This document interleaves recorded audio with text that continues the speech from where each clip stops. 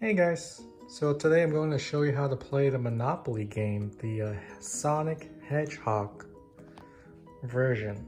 Now if you've played Monopoly before, it's the same concept. Instead of winning money and property, which has monetary value, you win by gaining the most points, and you earn those points by collecting rings and properties and also beating the bosses. As you could see, you have 4 characters: Sonic, Tails, Amy, and Knuckles. So we'll open up the box and we'll show you how to play. Alright, so once you open the box, once again you have your 4 heroes: Sonic, Tails, Amy, and Knuckles. You have your numbered die. It also comes with a blank boost die, which you'll have to place the sticker that comes separately in the box on each of those sides. Obviously, you have the instruction on how to play the game. Comes with your single point rings and your 5 points rings. Comes with the Chow token, which has points in the back of it. It comes with the boss's emeralds and also the big boss emeralds, which is Dr. Eggman. Your cards comes with your property cards. It comes with your boss's cards, and it comes with your player's boost card as well as your boost abilities to reference for each of the player. So I'll lay out the board and we'll play the game. Alright guys, so this is basically how I lay out my board. Now obviously for an experienced player, you lay out the boards the way that it works best for you. Now here, this is where I have the bank. Again, I group the rings. You have your single point rings, and you have your 5 point rings, and you also have your Chow token. Again, you want to shuffle the Chow tokens and face them down just like so. So here is basically an individual player's area. I'm starting off with Sonic, so I'll place Sonic at the go. The game comes with your numbered die, which starts with 2 and goes up to 7. That's just to help speeding up the process of the game. You also have your boost die, which each individual player will have a boost card to reference, and each character will come with individual characters tokens card, and you can reference the individual one to determine whether or not you get special boost for it. Each player will have 5 single point rings and also a single 5 points ring. Alright, so this is where you want to lay out your boss's cards. Again, each card is associated with each emerald and they're ranked. So you have your lower ranked boss at 1 and it goes up to 7. And you also have your big boss, Miss Eggman, with a bigger emerald there. You want to lay down the cards starting with your lower ranked boss on top. That goes all the way to your big boss at the bottom of that deck. Alright, so this is how you basically lay out the game. Now before you start playing, let's talk a little bit about the properties. Now you lay out the property cards right next to each property on the board. Again, they're all color coordinated, so it should be pretty easy to figure it out. You have Act 1 and you also have Act 2. Which in this games, they're actually worth the same amount of points. So, but if you're familiar with Monopoly, you know that the lower ranked properties always starts left of go. And as you work your way around the board, you'll see that these are your highest rank properties, and typically these are the one that you want to win in the game. Okay, so just like a regular Monopoly, you start the game by rolling both dice, and you move your characters forward based on the spaces rolled. Now obviously this game comes with a boost die, which we'll talk about that in a little bit. All right, so let's talk a little bit about the boost die. Again, you have your boost ability cards to reference. Here's a ring, so if you roll the ring, then that's pretty self-explanatory. You collect 5 rings from the bank. And here's the screen, and as it says here, until the start of your next turn, the next line you would have to play, rent, or drop rings, you are immune. So essentially, it tells you that on your next turn, you have an immunity in case you have to lose rings.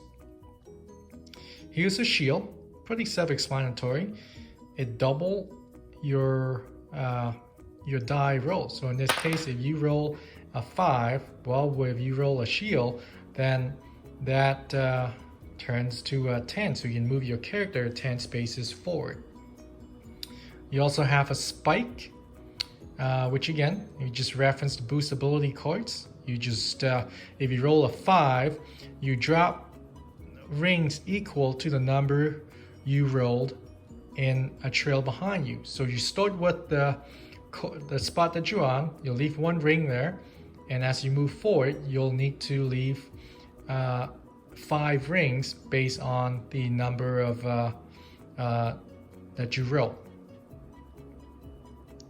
And the other ones are pretty self-explanatory. You have your red spring. Again, you just read the card, and then you have your yellow spring, which in this case, add 2 to your numbered die roll. So you start the game by either handpick somebody to start the game first, or you can roll the numbered die, and whoever gets the highest number gets to start the game.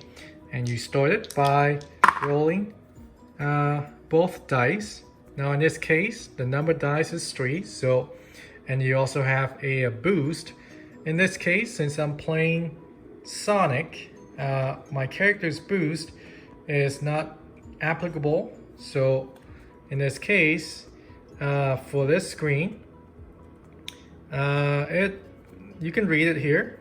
I'm not going to read it, but basically I have an immunity in case I have to pay or lose rings on the next turn. So in this case, the number dice that I roll is 3, so I move my characters 3 spaces. 1, 2, 3.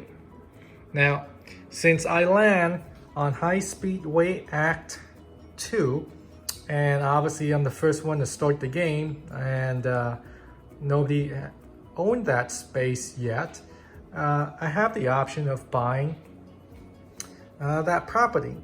And you can reference the property by the numbers that's inside the ring on the board. In this case, to purchase that property, I would have to pay the bank 1 ring. So I'll pay 1 ring to the bank, and this card becomes mine. All right, now that I've moved, it's time for Knuckles' turn. So we'll roll both dice. In this case, looks like that's a 7. And I also rolled a ring on the boost die, which tells me that I collect, or Knuckles collect 5 rings from the bank. So here's 5 rings. It goes straight to Knuckles' bank account. And since Knuckle rolled 7, we'll move Knuckle forward 7 spaces.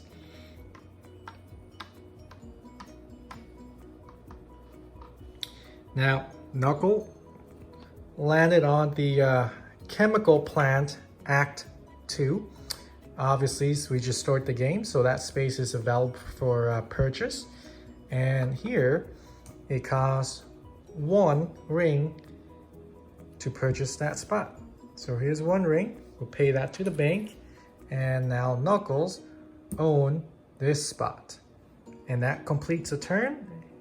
And we'll move on to the next player. Now, for the most part, that's pretty much it on how to play this game.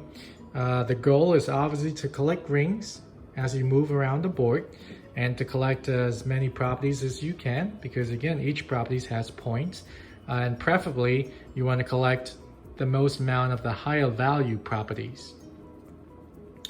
As you go around the board, remember you could roll the ring, which per the boost ability cards, you'll collect 5 rings from the bank.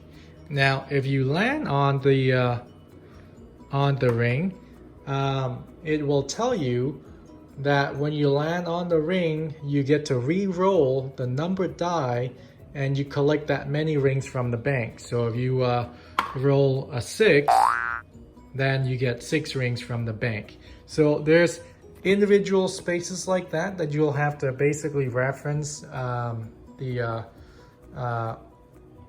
how to play sheet, and it'll walk you through rather very self-explanatory. Now, every time that you land on go or pass go, unless it says otherwise in the game sheet, you collect 2 rings from the bank, and you also get to have a cooperative boss fight. So basically, you get to choose one other player to assist you in winning the fight against the boss. Again, keep in mind that the other player may or may choose to help you or not, and then of course it also depends on the amount of players that you're playing. If you're playing with just yourself and another player, it might not be advantageous for the other player to help you, versus you playing with 4 players, then it might be good to team up. So in a cooperative boss fight, essentially you pick up the boss card, and it tells you that you in order to win this boss, against this boss, you have to roll 7 or higher. So what you do is you roll the number die. So in this case, let's say you roll a 3, and let's say you have the other person roll, and they roll a 5. In this case, both of you roll an 8. So cooperatively, you roll a higher number than the boss, which only requires a 7. So in this case, you win the fight. So you take the emerald that's associated with the boss, the numbers there, and you keep it on your stack. And keep in mind that each boss card has points, which will help adding up at the end of the game. Now, in the event that you do not win, or you don't have a cooperative boss fight and you lose, well, you simply take the boss card, take it out of play, just set it aside, and then the emerald, I would stack it on top of the big boss emerald, because the more emeralds that the big boss earn, the harder it will be once you get to fight the big boss, which is typically all the way at the bottom of the deck there. So in this case, the big boss requires you to roll at least 11. Now, each emerald that the big boss has, you have to add 1 extra point on top of that. So in this case, if the big boss has 2 additional emeralds, instead of 11, it's 12. So if you have a cooperative boss fight, you and the other player must roll a number 12 or higher in order to win the big boss. All right, so I hope this helps. Please like and subscribe if you enjoyed this video, and please comment below if you like something, if you think there are certain things I could improve, or if you have any other suggestions about other board games that that you would like to hear from this channel. Thank you.